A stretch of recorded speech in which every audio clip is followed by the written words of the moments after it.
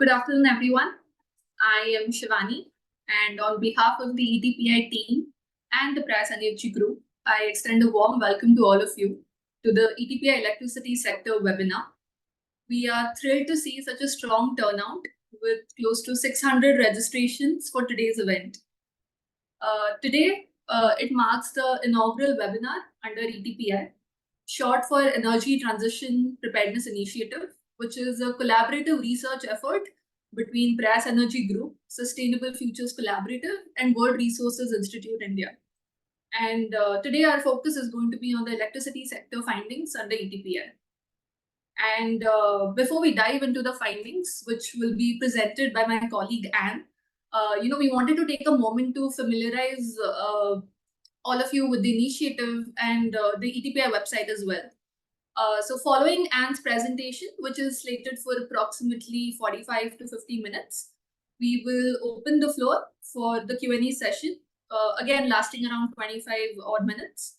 And over here, your active engagement is extremely valuable. So I would encourage all of you to post your questions in the Q&A box at the bottom of the panel. Moving on to knowing more about the initiative, I would like to talk about it in two parts: the why and the what of ETPI.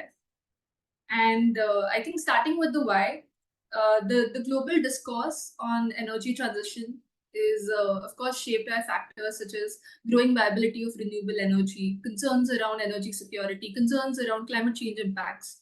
But in a developing country like India, this is even more complex because not just the new and emerging issues are we tackling, but we're also saddled with certain legacy issues. So it is imperative that we adopt a more comprehensive approach that extends, just beyond the techno-economic discourse, and we also acknowledge the interconnected nature of some of these issues. So alongside tracking the techno-economic drivers, it is really crucial to monitor the financial viability of distribution utilities, affordability, as well as supply quality issues for small consumers, so that we're able to take more effective and informed decisions at the policy and a regulatory level. Another factor over here is that we really thought that India's successful transition story really hinges on the progress of its states. So therefore, documenting and analyzing state-level progress, accounting for the unique realities is paramount. And with this in mind, the ETPI team developed a thematic framework through a rigorous process involving sector experts, stakeholder consultations. We also had a pilot that we did for 3 states. And what this framework aims to do is to systematically capture state-level developments. And here we focus on identifying good practices that can be replicated across states. We also assess state-level processes and procedures that either further or hamper the transition-related outcomes. And we also focus on highlighting crucial areas that require more attention in the sector. And now we transition to the what of ETPI. So our initiative covers various thematic areas within its indicator-based framework, and it spans 3 sectors. So we have electricity, buildings, and transport, and we also have a framework dedicated to the cross-cutting aspects across these 3 sectors. And these themes encompass policy intent, transparency, institutional capacity, and transition-oriented outcomes. So we systematically study these sectoral developments across 10 states. These are socioeconomically and geographically diverse across India, and they account for 2/3 of the national electricity demand. And within our framework, we have 24 indicators, of which 11 indicators pertain to the electricity sector. And my colleague Anne will provide a more detailed overview of these indicators during her presentation. A bit about the major ETPI outputs now. So of course, we have the indicator guidebook, which details this framework that I've been talking about. And along with this, we have the sector studies and certain case studies. So sector studies involve this really deep and periodic analysis of ETPI states and their progress across indicators. And this is also accompanied by very detailed worksheets that capture various data points across these 10 states that are studied. Whilst case studies are, aimed at exploring certain new and emerging issues, which may not be perhaps tackled in the framework, but are also important to track the progress of the sector. So, some of the upcoming case studies span topics such as energy efficient ceiling fans, Rajkot Smart Ghar, coal availability, green energy open access implementation, and trends in cross subsidies and distribution utilities. So all of these publications are available on our website, the ETPI website, and my colleague Varun will walk us through the website for a couple of minutes. And before I hand it over to Varun, I just wanted to make a few housekeeping announcements. So do kindly ask us your questions by typing it out in the Q&A box in the panel below. And wherever possible, do mention the slide number. We will discuss questions of broader nature during the Q&A session after the presentation and collate questions of a similar nature that we can take up. And we also encourage you that for an easy viewing experience of the presentation, we request you to switch to gallery view on your top right. And yes, thank you. With that, I hand it over to my colleague Varun. Thank you, Shivani, and good afternoon, everybody. As Shivani mentioned, I'll be introducing the ETPI website. The main idea of the initiative is to also act as a data repository for researchers, policymakers, and anybody who's keen to understand the energy transition from the perspective of Indian states. And the ETPI website is that data repository which is publicly available to everybody. The initiative will continue to work on aspects related to the energy transition in India, and these publications can be found on the publications page. So please watch the space. As my colleague mentioned, a key cornerstone of the initiative is the indicator framework or the thematic framework. So in addition to accessing this framework on the indicator guidebook, you can also access it on the framework page. The framework page is meant to act as an interactive way for you to go through the themes, the attributes, the sub-attributes for each of the 4 sectors here. As you can see, you can traverse through each sector using the menu above. And you can also check out any of the indicator, read the description and why we felt it was important, and also read some of the attributes and sub-attributes along with the necessary remarks as well. As my colleague already mentioned, we are going to be coming out with study reports.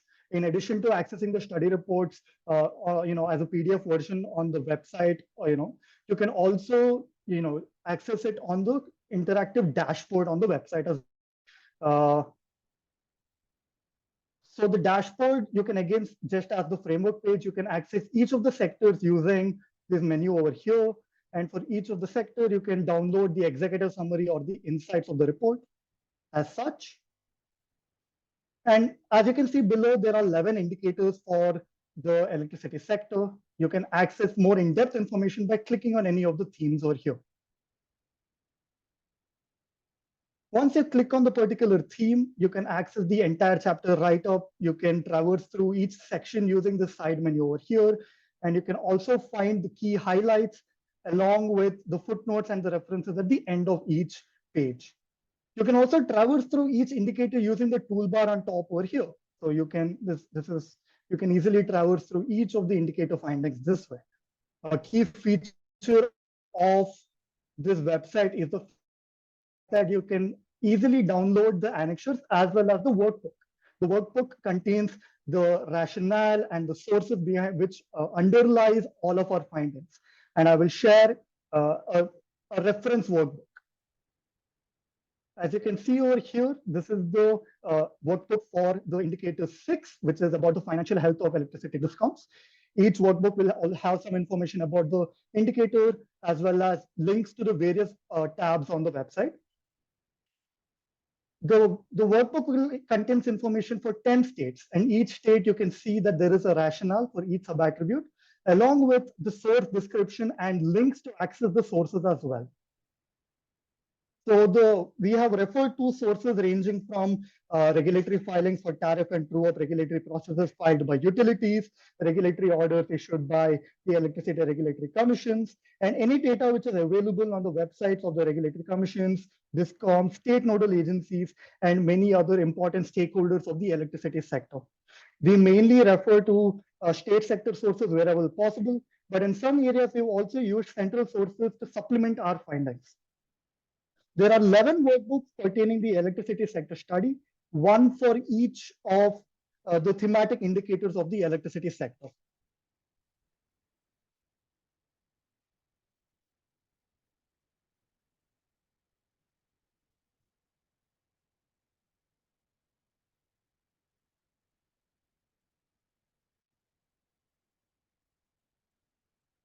You can access the 11 workbooks covering the 10 states, addressing 141 sub-attributes on the dashboard page of the ETPI website.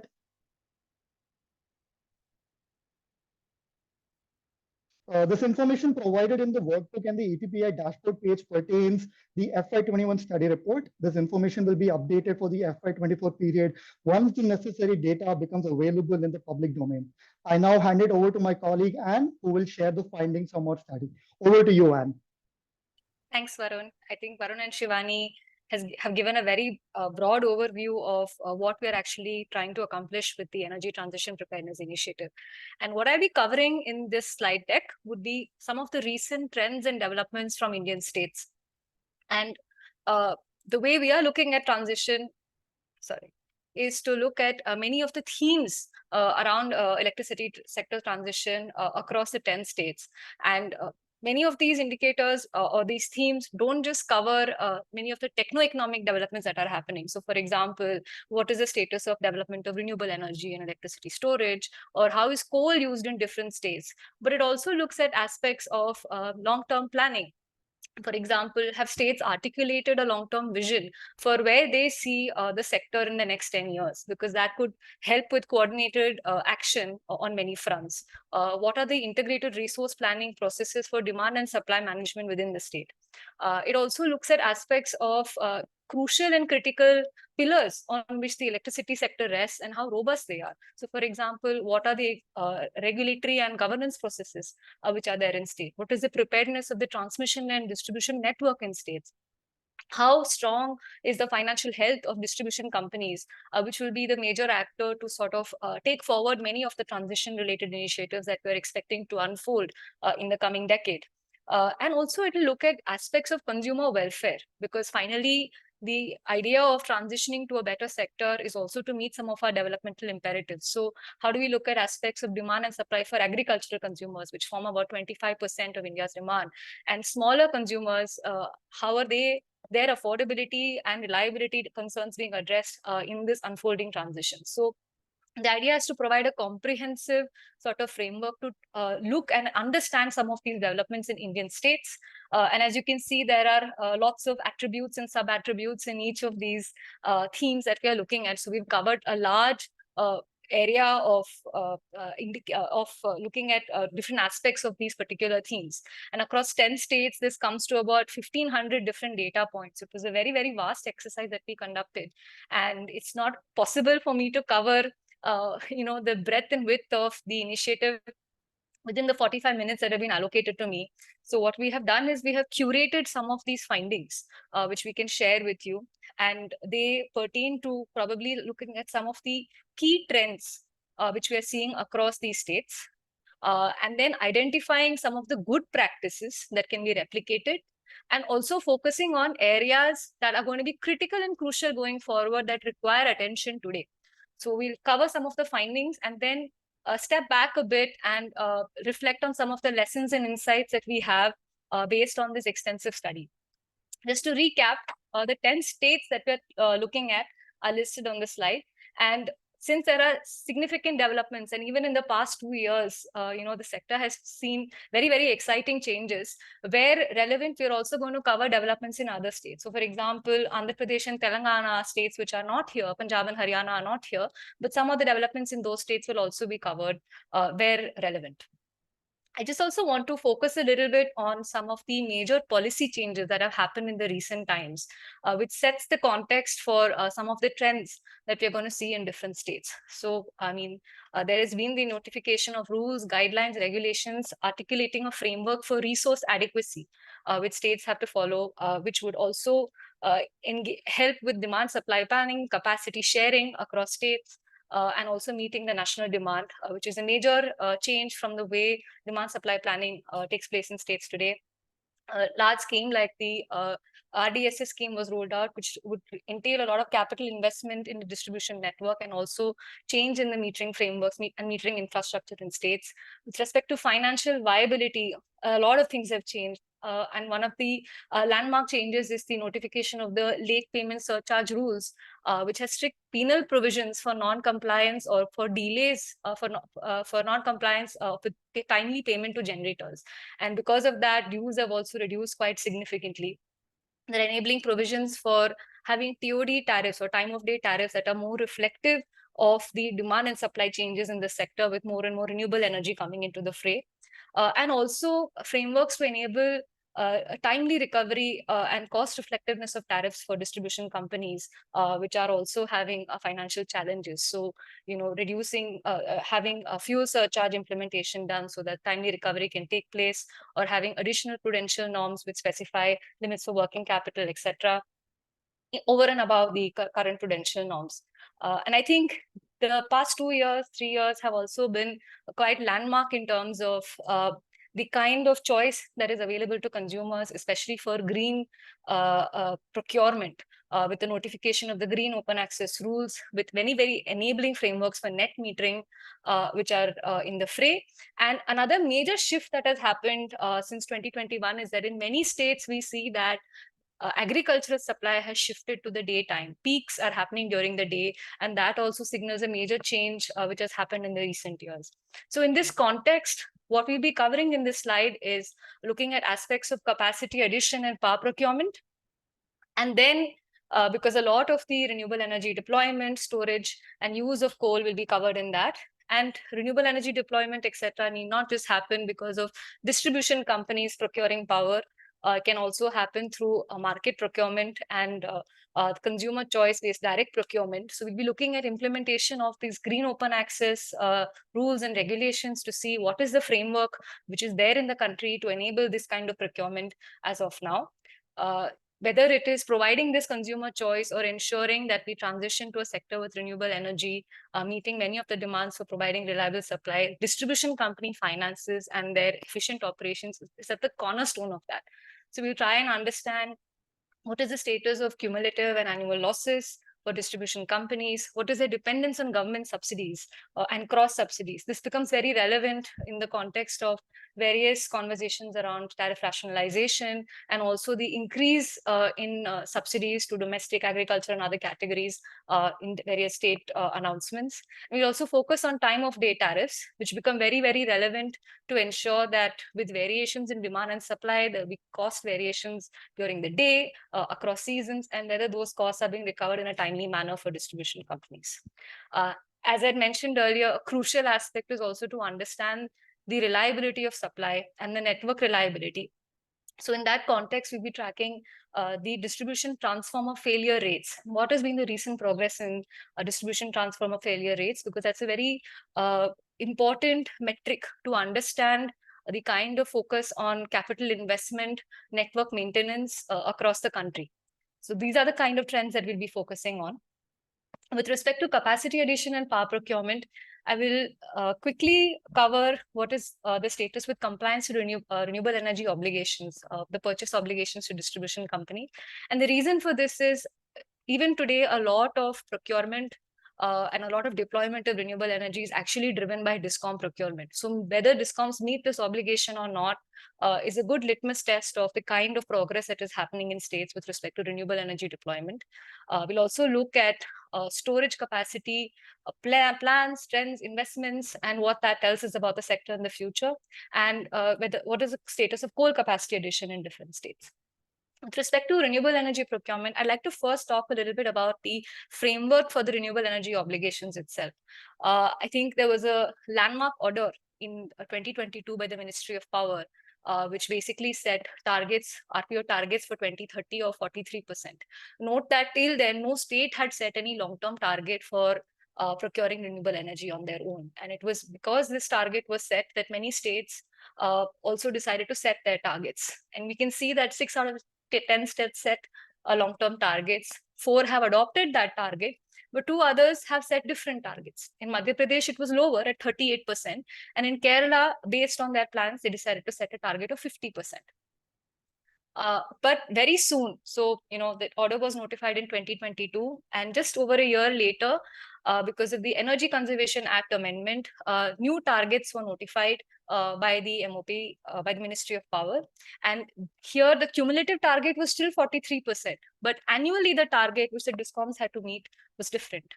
And there were also additional penalties that were levied. And the reconciliation of the two frameworks, especially because many regulators have already adopted the earlier framework, has not taken place. So there is lack of clarity on which targets apply, considering the fact that this notification was supposed to be effective from April 24.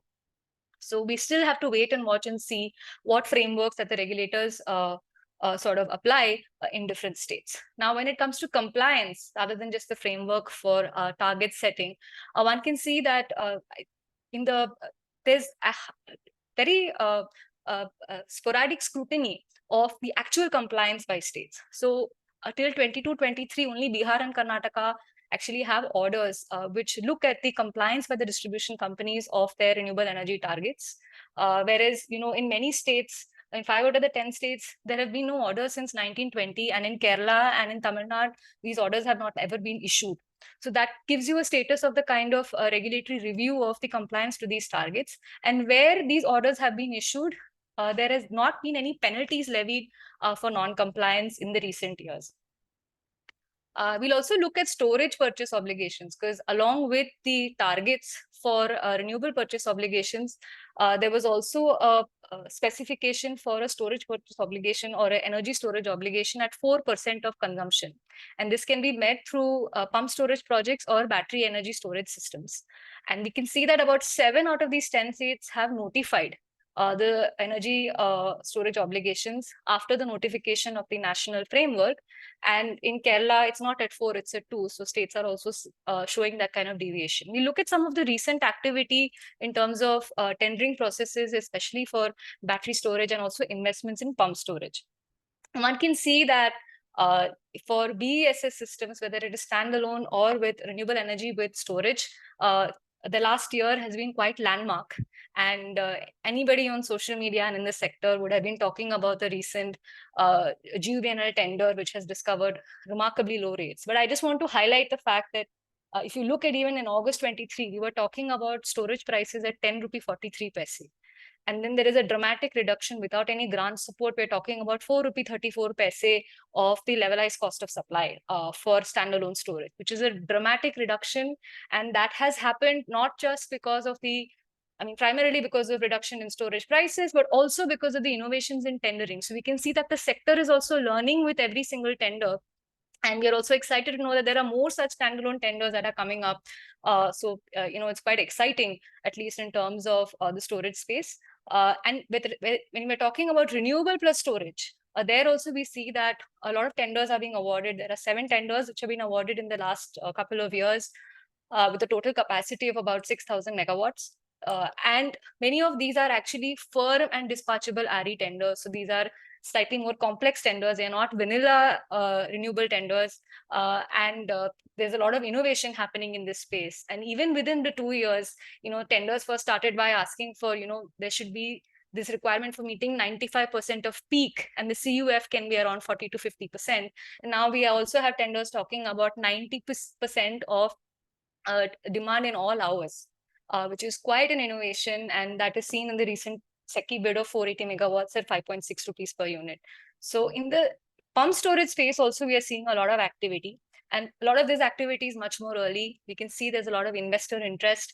MOUs are being signed with states, DISCOMs. It's not just DISCOMs, but also commercial and industrial consumers are investing in pump storage for their RE procurement. PSP policies are out there. So we looked at what is the pump storage projects in the construction pipeline. And we noted that there are about 143 gigawatts in the pipeline across 115 projects. And granted, many of them are at very, very early stages of being granted the environmental clearance pipeline. But what is interesting is 11.5 gigawatt is capacity that has received environmental clearance, and of which 2.3 gigawatt are in stages of construction. So this is definitely going to come up before 2030. And a lot of this capacity will also contribute to the national target for 2030. In the 11.5 gigawatt in the pipeline, I'd like you to note that there's significant concentration of this capacity in about 4 states. In fact, mostly in Uttar Pradesh and Andhra Pradesh. And a lot of this capacity is also being developed by private players rather than state or central sector players. In terms of coal capacity, which is there in the pipeline, again, we see a wide variation. And what is interesting to note is that this changes every year as plants get commissioned and more capacity is either added in the pipeline or removed. So one can see, for example, that in Tamil Nadu's case, it accounts for a large amount of the capacity in the pipeline. In fact, 4 states account for 84% of the capacity in the pipeline. But in Tamil Nadu's case, only 30% of this 15 gigawatts is under construction. So, from the board approval process to the under construction stage, there is no clarity. Whereas in Uttar Pradesh's case, about 40% of this capacity have been in the pipeline for a significant period of time, and they will come up very soon. So there is a certain amount of uncertainty in terms of the coal pipeline going forward as well. And what is very, very pertinent, at least in this sector, is to note that a lot of the capacity in the pipeline across the 10 states that we have studied, 84% is non-pit head, which means they are not close to the source of coal, which talks about very, very increased transport costs possibly. And also 59% of them are greenfield. So they are not coming up in areas where existing coal plants were there.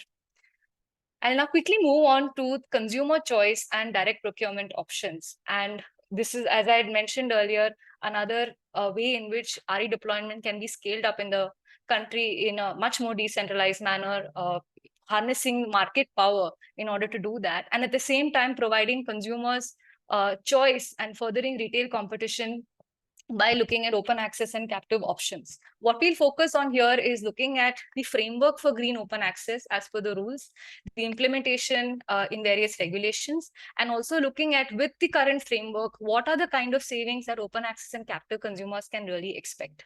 So what we see is that there is a game-changing framework, and the reason it's game-changing is that the eligibility limit for open access were at 1 megawatt in many states, probably except Uttarakhand. But now it has been reduced to 100 kilowatt for those applying for green energy open access. And there is no load limit for captive, which means that consumers can go for direct procurement options without any regulatory barrier in order to access such options. There are also standardized frameworks which are there in order to ensure that this access is possible. There's a centralized portal for processing this, and also standardized charges and waivers, etc., which have been specified in the model regulations as well as the rules. After the rules were notified in June 2022, until 24, 15 states have notified the regulation. So this speaks to a rapid adoption across states of the Green Open Access Framework. And we will try and understand what has happened in different states in the upcoming slides. But I'd just like to point that even with rapid adoption of the implementation framework, we still have a long road ahead, because right now we are not even sure if there have been consumers who are, with loads less than 1 megawatt who've been able to avail open access in the framework. And the framework is rapidly evolving, but a lot more work needs to be done going forward as well in order to make it effective for consumers. So what we see is that there are lots of provisions within the regulations that we studied, the 15 regulations that have been notified, which have been universally adopted. So after the notification of the regulations, most states have minimum eligibility of 100 kilowatt for open access, which is a game-changing provision in terms of unleashing competition in India. There is no load limit on captive. Another major sort of provision in order to provide access to smaller consumers to these options. There is centralization with respect to not having distribution companies as a nodal agency for open access, but having the transmission utility or the LDC, etc. But there are also lots of provisions where there are changes in different states. So for example, banking applicability. The Green Open Access rules clearly specifies that captive and open access consumers should be provided banking services. But in Haryana and in Rajasthan, it is only limited to the captive consumers, not open access consumers. In terms of charges, the open access regulations specify 8% at the national level, at least the model regulations do, 8% in kind of banking. But in many states, adoption of that framework or that charge is a relaxation. Because their existing charges were much higher. So in 5 states, it's a relaxation, and in 2 states, it's tightening. The charges were as high as 1.5 rupees per unit of consumption in Gujarat, which they still have maintained. They have not adopted the framework that is specified in the green open access regulations for banking. In some states, the regulations talk about monthly banking, but in 2 states, they're still stuck to annual banking. So these are the kind of changes that are there in different states. I also want to speak a little bit about metering, because in the case of metering, there was no clarity on what would be the mechanics for metering and energy accounting, especially with green open access being availed by consumers with smaller loads. And in many states, they have given that clarity by themselves without a national framework to have special energy meters installed to ensure 15-minute energy accounting. In Maharashtra, they have mentioned that if the consumer is an LT consumer, then this energy accounting can also happen on TOD time slots as long as the metering has that capability. So this is the kind of clarity in frameworks that regulatory commissions are providing in order to implement the national framework. I'll also talk a little bit about what kind of savings are possible for consumers availing green open access. And what we see is that facilitative frameworks are very clear, very important, and having the standardized framework which is there with the green open access rules as well as the regulations will definitely take things forward. But there might be many other aspects that also need to be considered. So for example, what is the cost of power at which can be obtained for renewables? And that really depends on whether that consumer has access to low-cost finance. That might be possible for much larger consumers, but if they are cash constrained, small and medium commercial and industrial consumers, that might not be easily possible. It might entail a long-term commitment on their part, which they may not be really ready for. And with shorter durations, the cost of power might be higher. The other sort of big uncertainty for consumers is what is going to be the time of day tariff, because the rules and the framework in some of the rules and in the regulations which could be notified going forward might entail a 15 to 20% rebate during the daytime, which is also when solar is available, which is what they will use for green procurement. So it's quite likely that the DISCOM tariff might get lower, and therefore the savings vis-a-vis the DISCOM energy charges may not be as significant to make this investment. And the third is, of course, for smaller consumers, demand aggregation models or access to market might be really critical and important, but the transaction costs for those models might be really high because they're still in their nascent stage. I will quickly look at what could be the possibility with some of these scenarios. If we really want to understand what are the savings, let's say with open access, we can say that it varies quite significantly, and it's negative in about 6 states, right? And it varies from 4 to 24% if I assume that the cost of procuring the power is 3.5 rupees. Let's say if that increases by 50 paise and then by 1 rupee, you can see that the saving continuously diminishes. From 6 states where it's negative, it goes to 8 states and 12 states, and the savings go from 7 to 24 to just 2 to 9. So there is a significant reduction in the savings as well because of due to open access. We see a very similar trend even with captive. Again, in captive, the savings are quite significant because charges such as additional surcharge and cross-subsidy surcharge are not applicable. And it varies, all the way from 20 to 47% at 3.5 rupees. But again, we see that there is a significant reduction if the cost changes by 50 paise or by 1 rupee. And in fact, the savings itself half in many of these states. The percentage point reduction is about 17 to 18% with a 1% reduction. So you can see that there is an erosion in savings if the cost of power increases due to many of the factors that we had mentioned earlier. And again, the joker in the pack is what is going to be the TOD tariff in the state, because that really clearly determines what is the viability. And we see that in the daytime, if TOD, if the charge is at, let's say, 4 rupees per unit, in some states, we do see savings, right? You can clearly see that here. It varies from about 7 to 10%. But the moment you apply 15% rebate, the savings completely go away, and actually the DISCOM tariff as compared to open access becomes highly lucrative. And with captive, again, because there is significant savings, and the savings quite vary even at 4 rupees per unit cost of power, but we still see that there is a sharp reduction. In fact, the savings itself half the moment the TOD tariff, the TOD rebate is provided during daytime. So the point that we're trying to make is that having clear frameworks is very critical. But for consumers who want to avail these options, these are the kind of possibilities which will determine the savings and need to definitely be considered.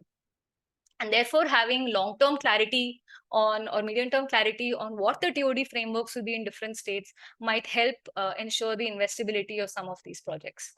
I'd also talk a little bit about distribution company finances, because as I mentioned earlier, the energy sector transition will very much depend on the viability of these companies.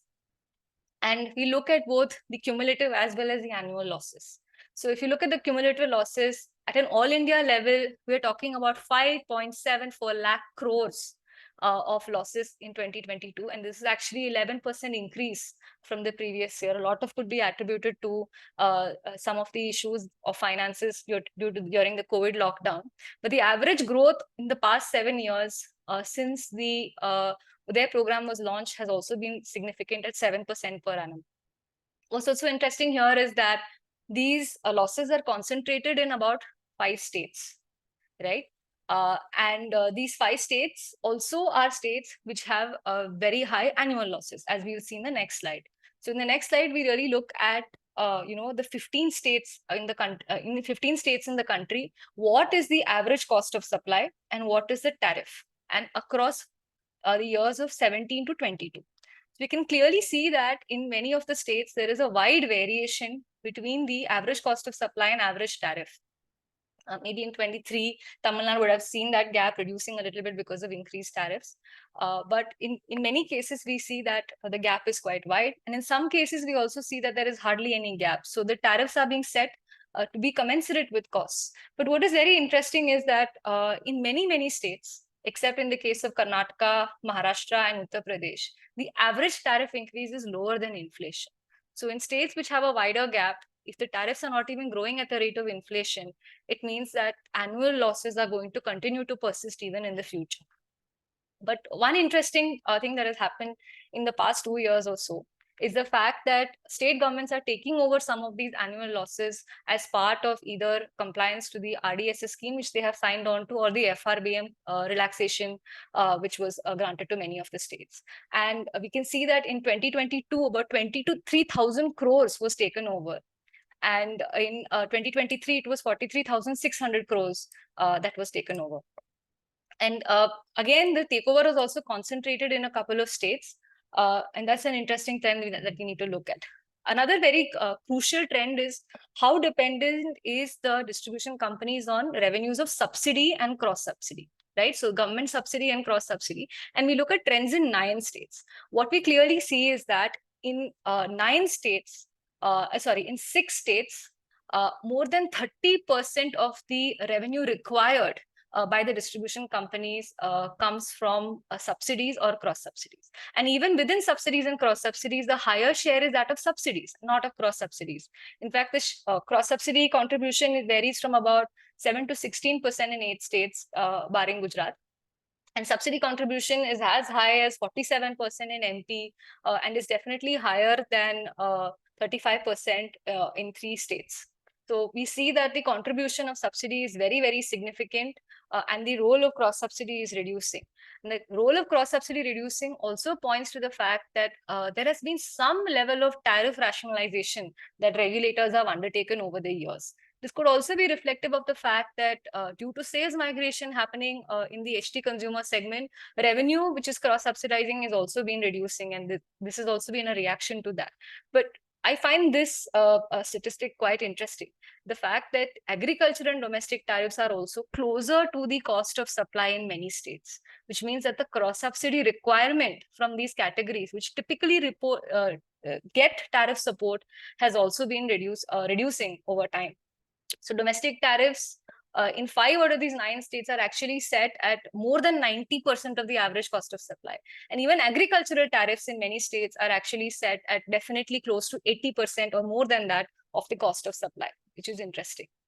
We'd also look at time of day tariffs, and this I will cover by just comparing and contrasting with the national framework, mostly because the frameworks in states haven't changed in the recent years to account for changes in demand and supply. So the national framework says that we will have a daytime rebate of at least 20% of the tariff. There will be a peak penalty, which is between 10 and 20%. The penalty daytime rebate should be during the solar hours, which is 8 hours in a day. The other interesting aspect is it says that the applicability of TOD tariffs should be for all C&I consumers with demand greater than 10 kilowatt.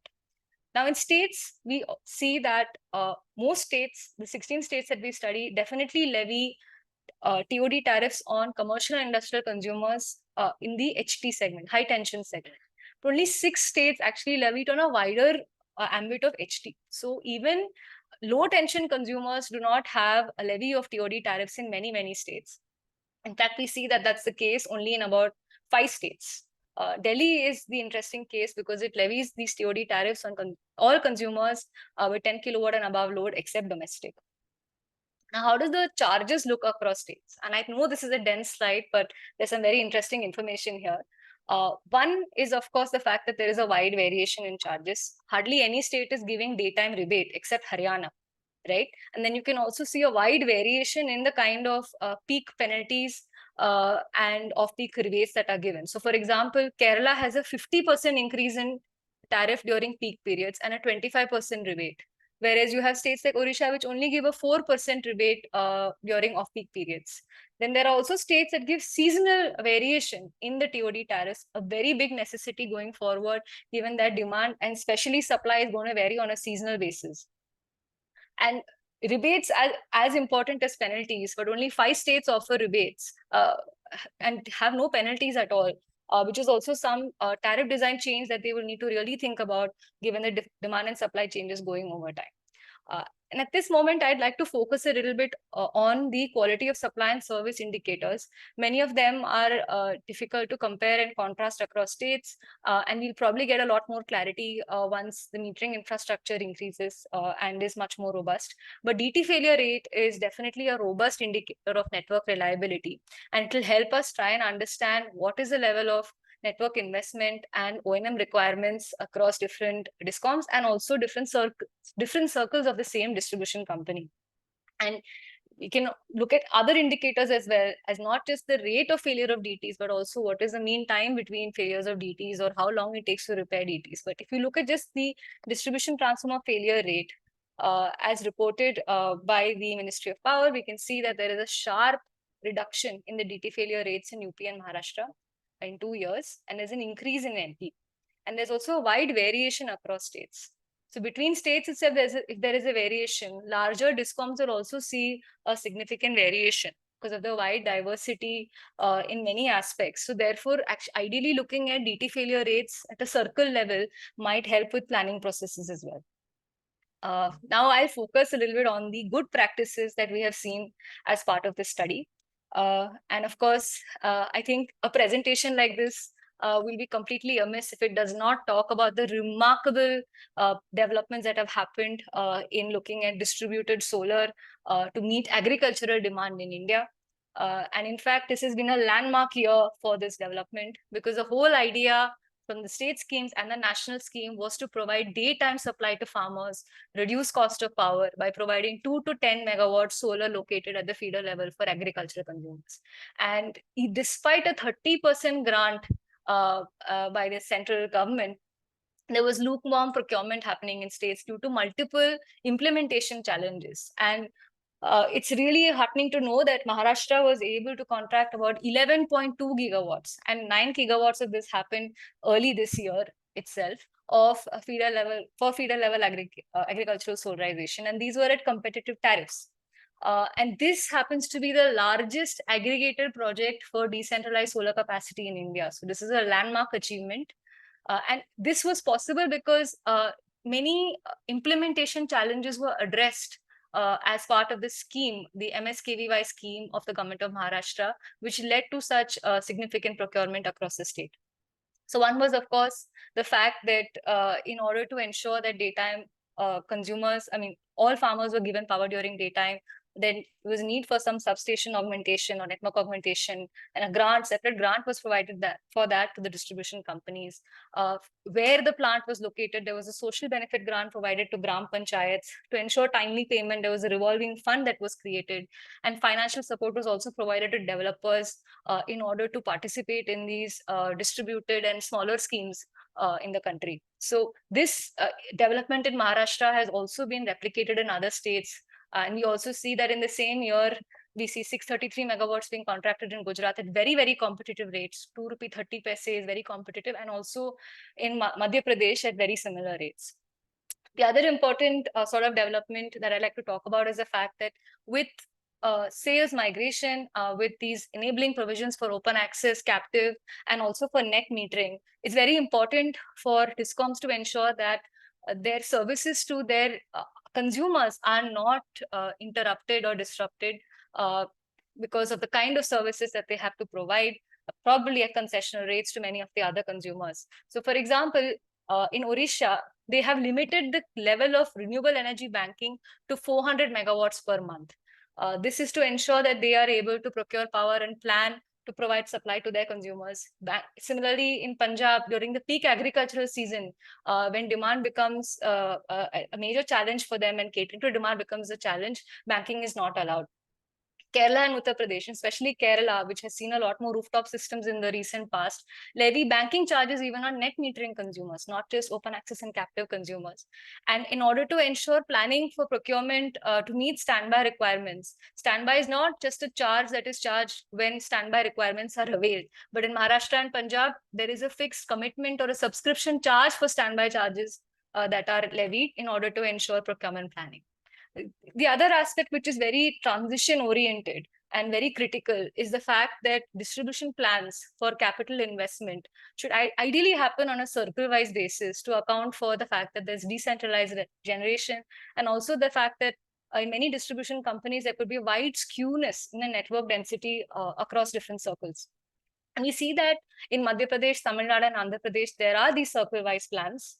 In Andhra, they even plan the network investment based on the demand in each of these circles, which is a very, very good practice which can be replicated in other states.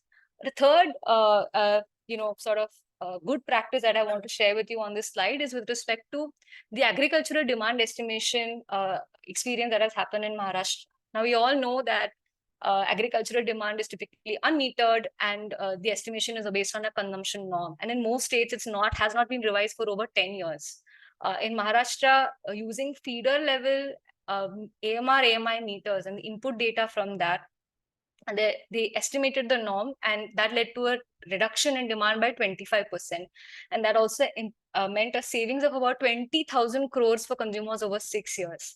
Now, what is interesting in Maharashtra's case is that this was not just a one-time exercise.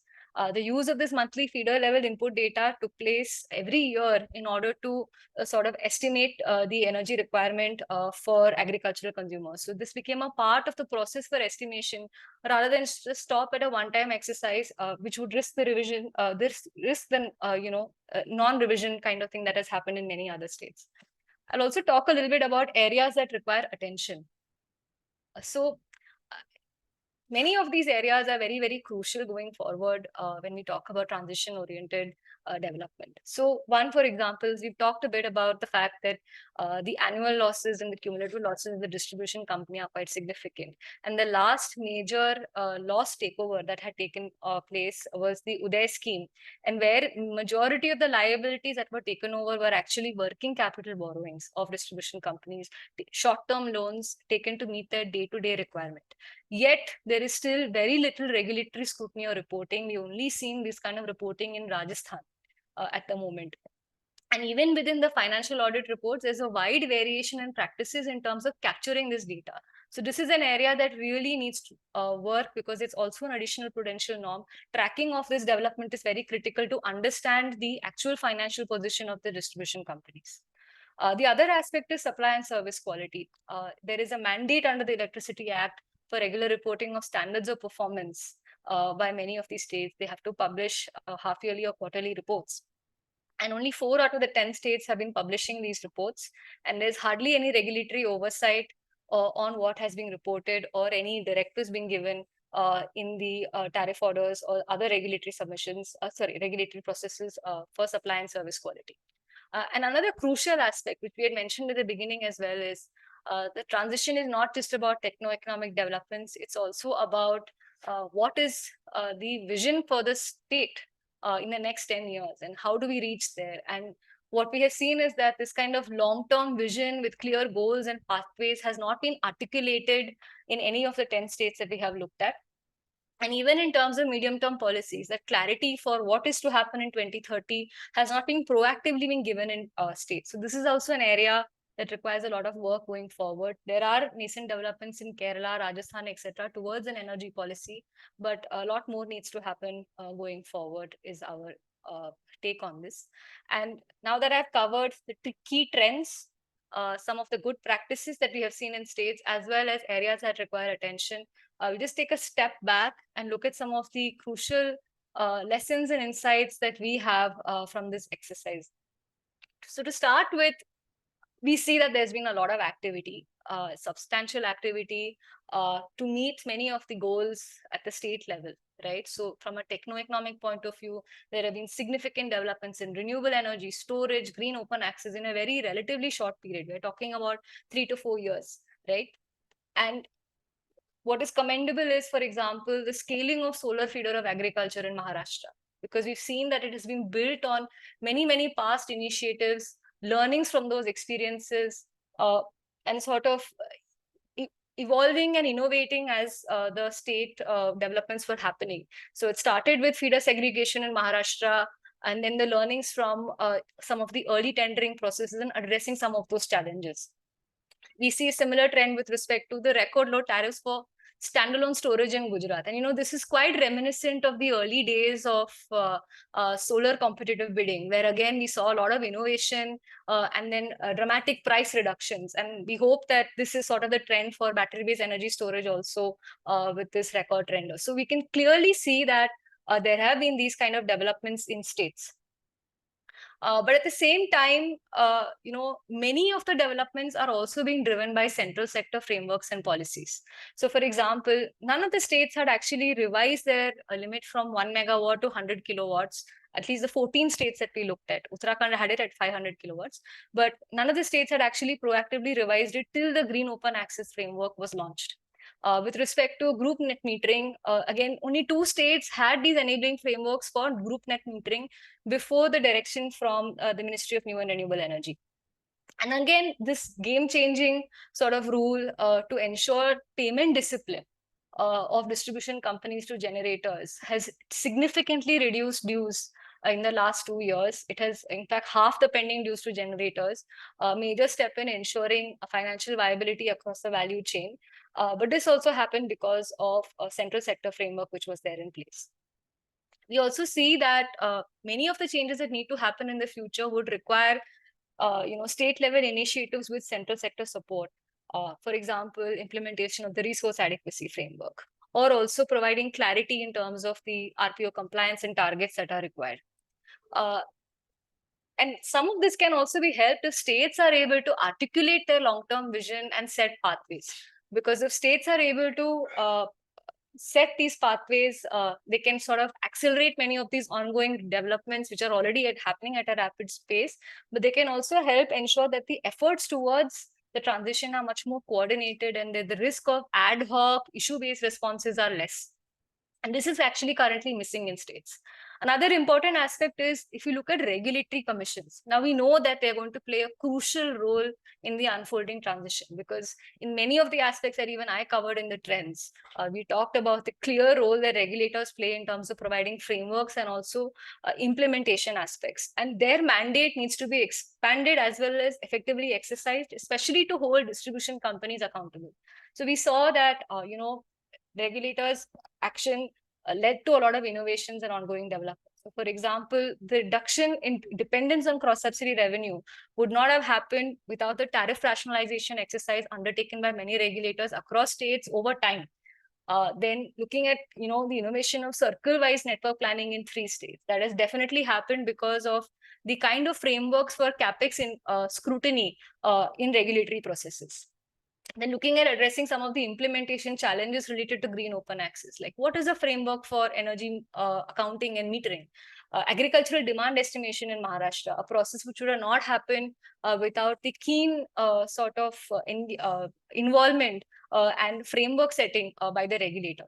But in other aspects, we say that action is required but that much action is not happening in a timely manner, and there is lack of clarity. So, for example, states are supposed to adopt or revise their grid codes in a timely manner, but we've seen 3 or 4 revisions of the IEGC, but the state grid codes in many states, 11 out of 16 states, have not been revised since 2015.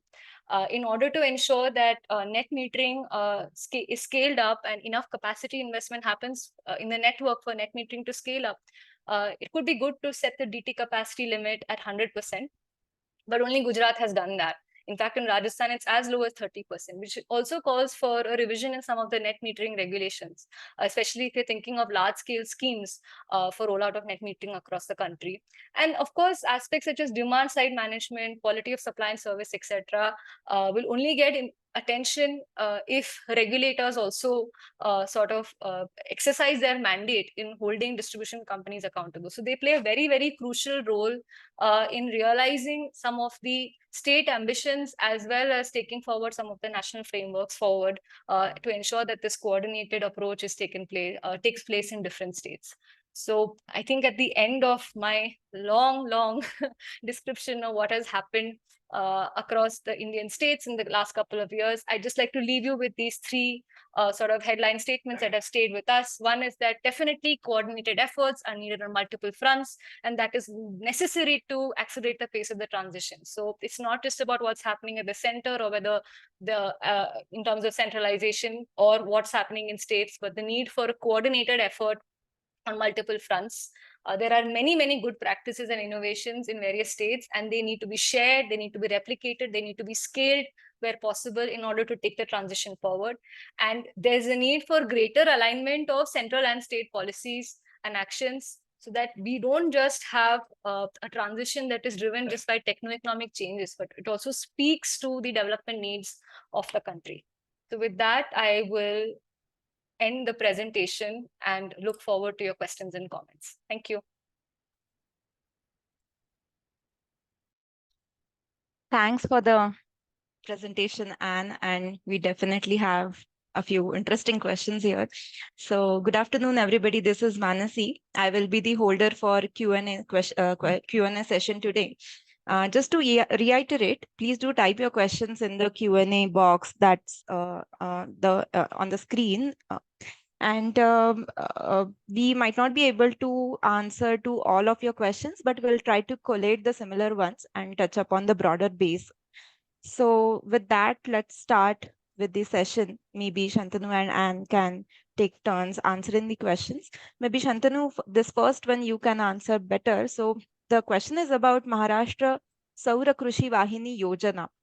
As Anne also mentioned in her presentation, what do you think made it possible to tender such large capacity in the state under the scheme in such short period? Thanks, Mansi. I think there are several reasons why Maharashtra could achieve this spectacular result in terms of tendering large capacity and successfully closing those tenders, because that is also important. First and foremost in that process, in my opinion, is the emphasis and lot of effort that government machinery put in aggregating land. Because in this model in Maharashtra, government land which is available near the substation was made available for these project developers in the form of SPVs. And lot of clearances were already procured, which were again made part of this SPV. So an enormous amount of preparatory work, planning, coordination with different government agencies, whether it is for electrical inspectors clearances, whether it is for securing land lease. So enormous amount of that kind of preparatory work that was sort of done and contributed to this success. Second was there was cluster approach that was adopted, whereas individual substation based projects were aggregated into one larger cluster amounting to about 250 or 150 megawatt each. So that again sort of generated a lot of interest. And third thing was the kind of incentives were provided for different stakeholders. Like Anne's presentation mentioned that there is a benefit being given to Gram Panchayats in whose area these projects are coming up. There is a strong payment security mechanism that has been built in where there will be revolving funds, so developers are assured of timely payments. So I think it's a combination of these 3 or 4 factors where you try to aggregate the capacity into a larger project structure.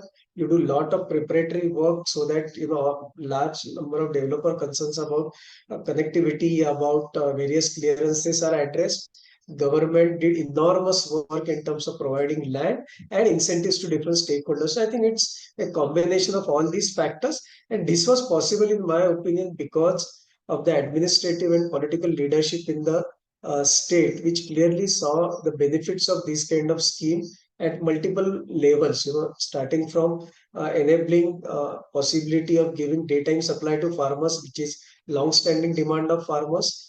At the same time, this scheme doesn't involve any financial burden on the distribution company. In fact, over a period of time, the burden of cross subsidy and subsidy will go down. So I think these were some of the contributory factors which led to this kind of very significant achievement in terms of large closure of tenders. And most of these projects are expected to come up in the next 18 months timeline that is given in the tender documents and PPA.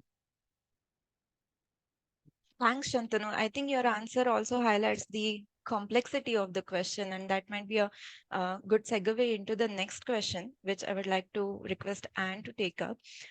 It's about state and center working in tandem. So the question is, how do state and center work in coordinated manner towards transition, given the concurrent jurisdiction of the sector?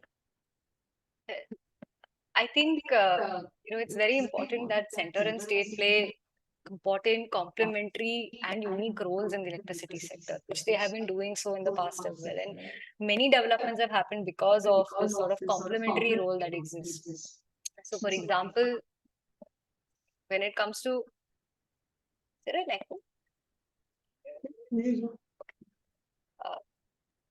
Shantanu, if you could just mute yourself, I think.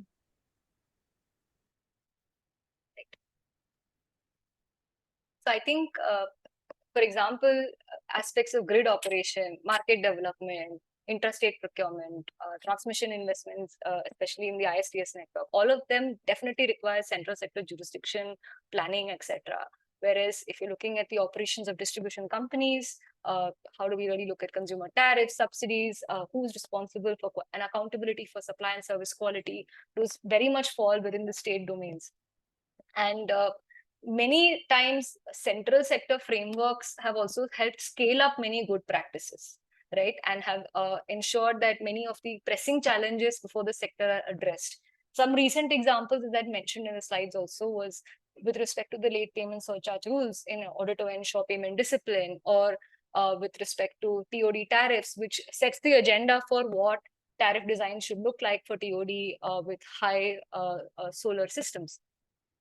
But at the same time, we can also see that each state in the country has its own unique power sector, and there are good practices that are born out of innovations there as well. So we can see with, Shantanu was talking about the MSKVY or GUVNL bids, and this is not something that is new or happening in the past 2 or 3 years. We've seen these kind of state innovations informing national programs for years in the sector. So, if you look at the Saubhagya scheme, that was actually a state program in Bihar. For providing connections, which became was sort of this scheme was designed based on that. Or if you look at the Kusum scheme itself, the 3 components in Kusum sort of evolved from some of the experiences in Gujarat, Maharashtra, Rajasthan, etc. Or, many of the CAPEX schemes had actually picked up feeder segregation based on the early success that had happened in Gujarat with feeder segregation. So it's very important that this coordinated effort really happens. And we have had these kind of instances in the past as well. And going forward in the sector, that's very, very crucial because the central sector agencies do play a very critical role in providing this guiding and enabling framework. And the speed and scale of this cannot happen unless that guiding enabling framework is there, because innovations within states also need to be scaled, and there's need for cross learning. But also at the same time, the framework should be such that it provides for states to undertake some of this innovation to address some of the implementation challenges in those states. So it's very important that both agencies work together in a coordinated manner, and we have those examples in the past, so it's definitely possible in the future. Thanks, Anne. Next is also about a topic that has been in talks in the sector. This is about DISCOM's financial health. I would like to request Shantanu to answer this, and you can, of course, add to that. What are the different ways to address and reduce the annual revenue gap in the future? That's how to reduce the gap between ABR and ACOS. I think since we started working in the sector, this has been a very consistent question that everybody is asking to all stakeholders, not just to press, but everybody is asking to different stakeholders how to address this crucial issue. One of the obvious answer is, of course, there needs to be timely increase in tariff, whether in the form of annual tariff or in the form of FSC, which is passed on to consumers on a monthly basis. So to a certain extent, tariff increase on a regular basis is one answer to this. But I want to highlight that this is not going to solve the problem per se, because simply increasing tariff is not going to be sufficient to bridge the revenue gap. Along with tariff increase, we need to do many more actions, especially in terms of improving the efficiency and performance of DISCOMs. Some of the things which need to happen for this purpose is, first is the power procurement costs need to be really optimized. We need to ensure that DISCOMs are far more efficient.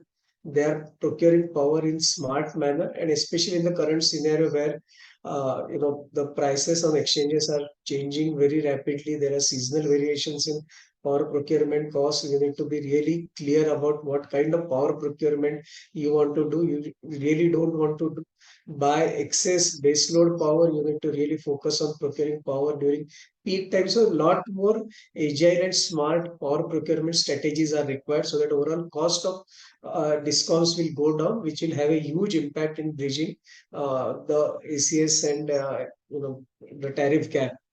The second factor is we also need to look at collection efficiency, especially from certain consumer categories, and collection efficiency from government departments. There are huge payables, huge dues are there from government departments, and also government subsidies not being paid on time in many states. Now, this has an effect in terms of increasing the working capital needs and hence interest burden on DISCOM. So that needs to be addressed, so that again overall cost of supply can go down. The third such important area is actually having correct assessment of what is agricultural consumption, especially in agriculture heavy states where the tendency is to hide excess distribution losses as agricultural consumption. So that needs to be correctly assessed, and then there needs to be significant effort in terms of reducing the distribution cost. So we need to attack this problem from both sides. One is a reasonable and periodic tariff increase, and at the same time more emphasis on improving the performance and efficiency of DISCOM, so that the revenue requirement itself goes down. So with this two-pronged approach, I think it will be possible to reduce the gap between cost and revenue. And of course, I understand that this is easier said than done, and it's a long process that needs to happen to really actually sort of ensure that this gap is not there. Right. So the next question is also somewhat related to the this distribution side. What are the states doing to encourage small and medium-sized consumers, as we are seeing in ETPI? And if you could like to take this up. Sorry, I didn't get the question. What are the states doing to encourage small and medium-sized consumers? Encourage them to go for open access? Is that the... I think the sense is more what are the initiatives to protect small and medium-sized consumers from tariff hikes apart from subsidies? Right.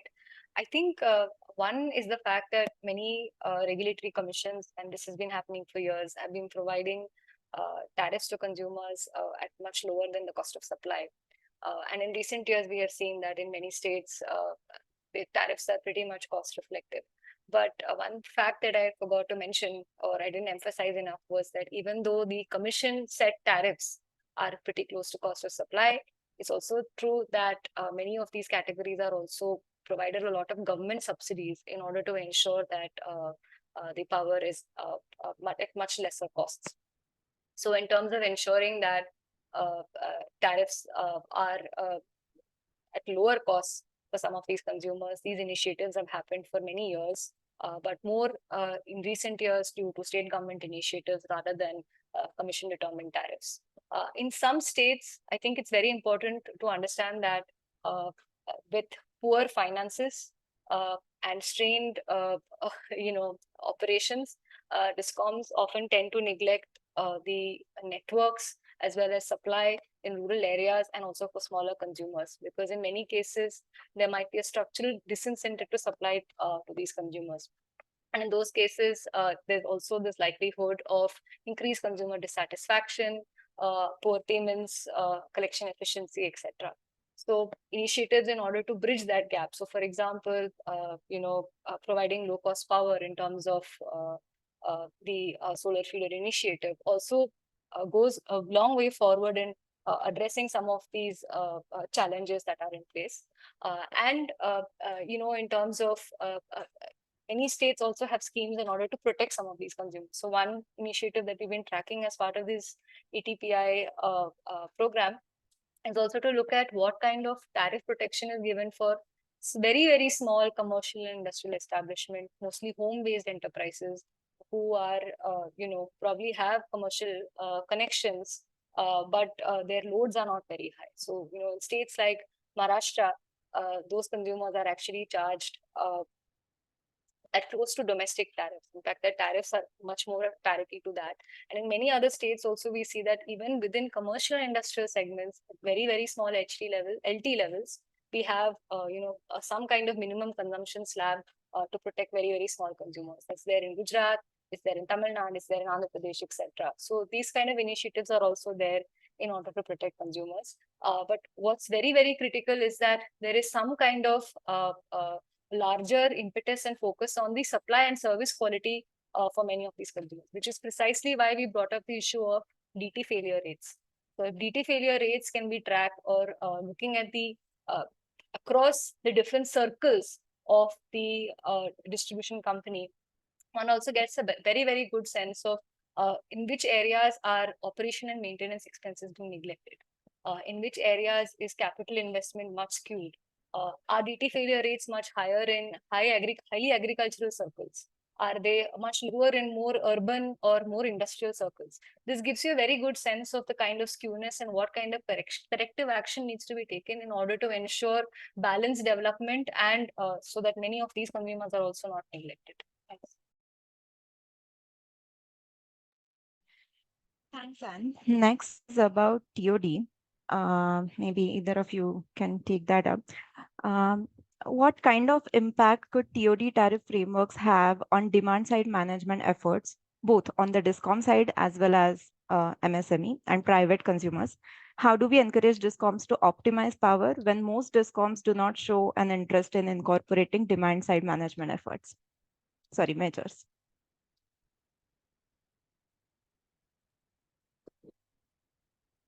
I will take that. See, encouraging demand side management is again a complex issue and needs coordinated actions on multiple fronts.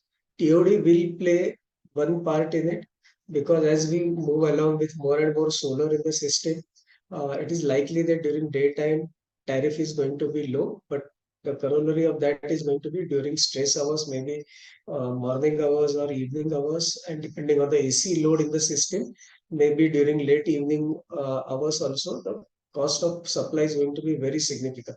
And that can provide a big financial incentive to undertake demand side measures to reduce load during these stress hours. Now, there consumers and industries can do certain things on their own, improving energy efficiency, having more efficient energy conditioners, trying to see if they can shift their load to more of solar hours. And the DISCOMs also can help that by offering some kind of tariff incentives for measures such as, let's say, demand response, which will occur during only few hours of the year. But those few hours maintaining reliability is going to be really big challenge with so much of variation in generation side and seasonality. So DISCOMs can play certain role in terms of having this kind of enabling frameworks, and consumers and industries can respond to such measures. That's could be the way of really scaling up DSM under this scenario. And one of the important thing that DISCOMs can do is actually they can earmark a portion of the annual revenue requirement on their overall tariff collections to be allocated for demand side management activities, which can really give significant impetus to promotion of DSM. Thanks, Shantanu. So, an answer to the question about small consumers while ago, and you talked about TOD. So I think this is now the question is about large consumers, CNI consumers. Given the growing trend of CNI adopting for the renewable power through various means other than procuring through the DISCOMs, do we see it would impact the finances of the DISCOMs going forward? And if yes, what transformation we would be expecting in the role of the DISCOMs going ahead? If Anne, you could take this up. I think definitely it's not just a future problem, it's a present problem that many of the DISCOMs are struggling with more and more consumers migrating away. One definite aspect is the fact that DISCOMs do face some kind of revenue attrition, right? Because these were consumers who were paying tariff, and in many cases more than the cost of supply to some extent, because they were cross-subsidizing, and therefore there is loss of revenue. And the critical aspect is that in some forms of going for migration, such as open access, there is revenue compensation that happens through charges such as cross subsidy surcharge, etc. But those kind of charges are not there for multiple reasons. If one goes for captive or one goes for rooftop solar installation. But the point is that the distribution company's tariff, we see it as a fixed charge and as an energy charge. But actually, those two charges account for a multitude of services that are being provided by the distribution company that are all bundled together. And once a consumer migrates, some of those charges are not levied because they're not paying, let's say, the energy charge, or they're paying only some part of the fixed charge. If these charges are unbundled, then one will clearly see that many of the services that are currently being provided by the distribution companies are not priced at cost. So essentially, with sales migration, what the clear implication is that a lot of these services are underpriced and therefore are being cross-subsidized by those who actually stay with the distribution company and don't avail these charges.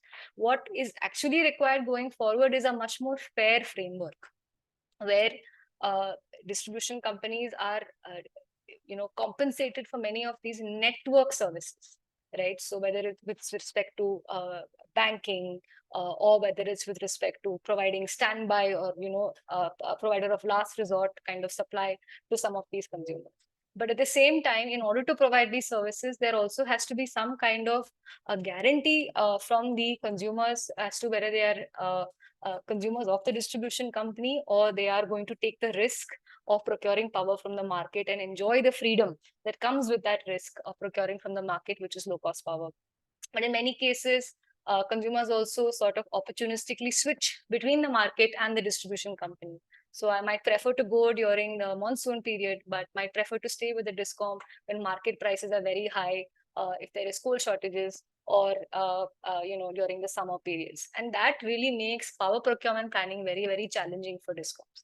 But let's say if there is certainty for a period of 3 years, 5 years, or even a year, in terms of whether a consumer is actually a consumer of the DISCOM or is also looking at market options, then DISCOMs can also plan their power procurement, their resource adequacy, etc., in order to cater to this. But right now, that certainty is not there, which really makes it very difficult for distribution companies to optimize their costs.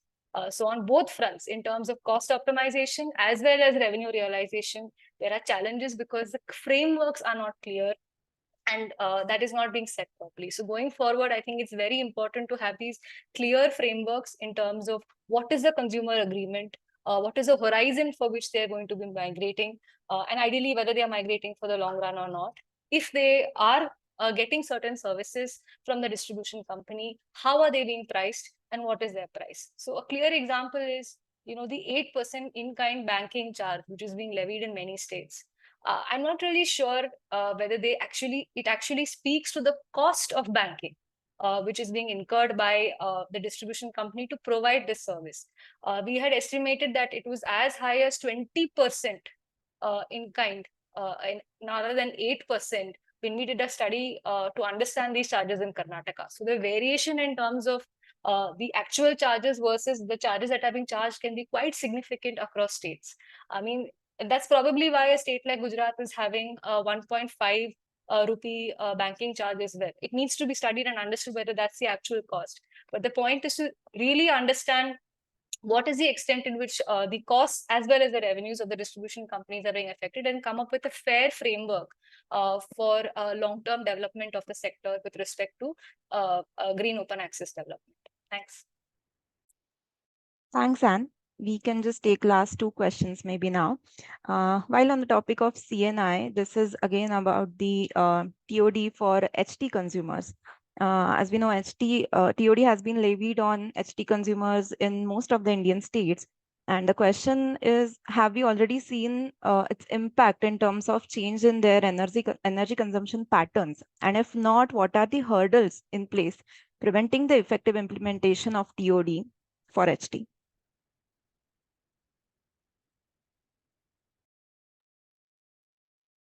Yes, there have been some studies, though not very rigorous or very comprehensive, which look at the impact of TOD tariff. Like in Maharashtra, a few years back, there was one study which looked at this.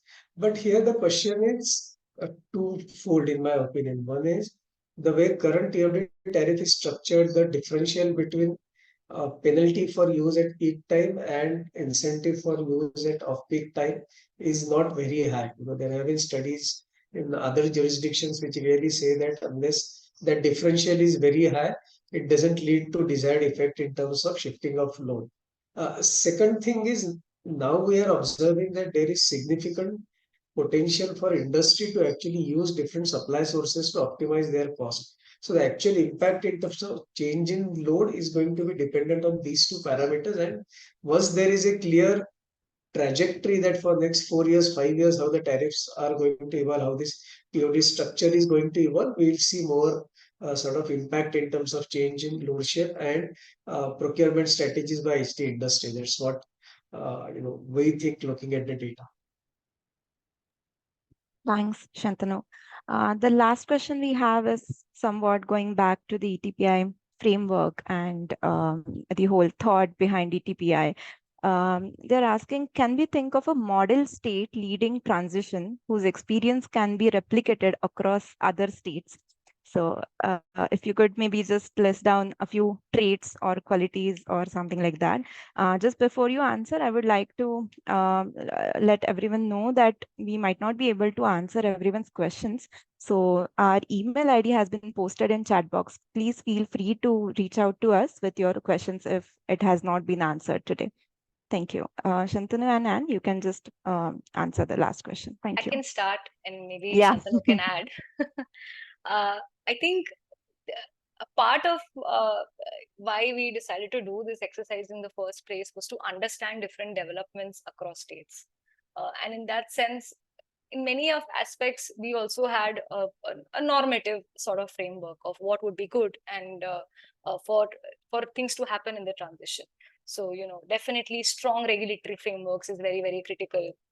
A state that procures and even surpasses its RPO target, which is reflective of its own ambition, is excellent. TOD time of day tariffs are set such that it is reflective of some of the demand supply changes. The transmission and distribution network is prepared for this significant change in demand and supply. Metering frameworks are in place. So, there are obviously these normative frameworks that have been informed by our experience. And what is interesting, at least from this study, is that because of the kind of innovations and the different levels at which states are in, we are surprised by the kind of developments that are happening in states. So even our models and what we consider normative, many states are also surpassing those. And I can give you one clear example of Bihar, right? It's a state which has recently seen a significant increase in electrification and has a very, very large number of below poverty line consumers in the domestic segment. I think it has one among the highest in the country. But at the same time, it is one of those states which ensures timely payment of subsidies, even though it has significant domestic subsidies, and also the fact that government dues are cleared on time. Now, for a small states with strained finances, as well as not probably such a wide tax base as, let's say, a Maharashtra or a Gujarat, this is a very, very significant indicator of the kind of payment discipline which is there in terms of payments. So that was really interesting. They also have very good frameworks in terms of agricultural demand estimation, using feeder level input data for their meters, etc., codified in their regulations as well. You see, states like Maharashtra, constantly innovating and scaling up. I mean, when the Kusum program was launched, feeder level solarization, the target for the entire country was 10 gigawatt, right? And now we have talking about Maharashtra itself contracting 11 gigawatt, right? Or at least having contracts to that extent. So the point is that normative frameworks will keep changing in the transition, and it's important that states keep pushing that framework and that boundary and learning from each other. So we can't really speak to a model state, but just tracking some of these developments gives us ideas on what can be scaled up and how we can move forward. Thanks. Yeah, just to supplement to what Anne said, we looking at the exercise that we did, looking at what different states have done. We really think that we should avoid this kind of, identifying which is the best state in terms of energy transition, how one state compares with the other state. I think that approach is not really suitable considering the complexity and the challenges of energy transition. It's not just about increasing of, renewable energy capacity, or it's not a very one axis kind of phenomenon that we are looking at. It is a very complex phenomenon. Action is required on multiple fronts, and each state is trying to do different things which are more suitable, which are more appropriate for that specific state's situation, what is possible in the given time frame. So I think the idea should be to look at how different states are reacting and responding to these energy transition related requirements, how they are innovating, how different states can learn from each other. And that would be the appropriate way of looking at what is happening across different states, because it's still a long way to go. There is no one end point when we are talking about energy transition. There is no specific time frame that we are talking about it. What we need to see is that each state is doing sincere efforts. They are trying to innovate. They are trying to find solutions to their own challenges. I think that's what is more important, as from our perspective, and that's how the entire framework and ETPI study is structured around learning from different states and capturing what different states are doing, how they are responding to various central government initiatives, and so on and so forth. So that's how we look at the sort of that issue.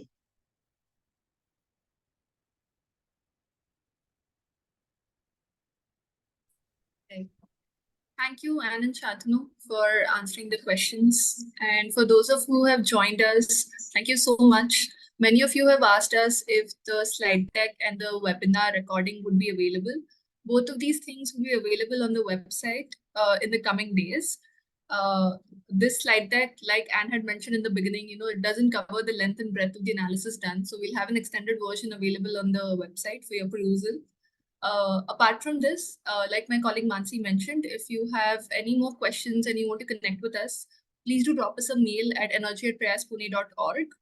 And just like we delved into the electricity sector findings today, we have the building sector webinar on April 23rd. The link for the same has been posted in the chat box. Please do register for the same. And with that, thank you all once again. Thank you so much.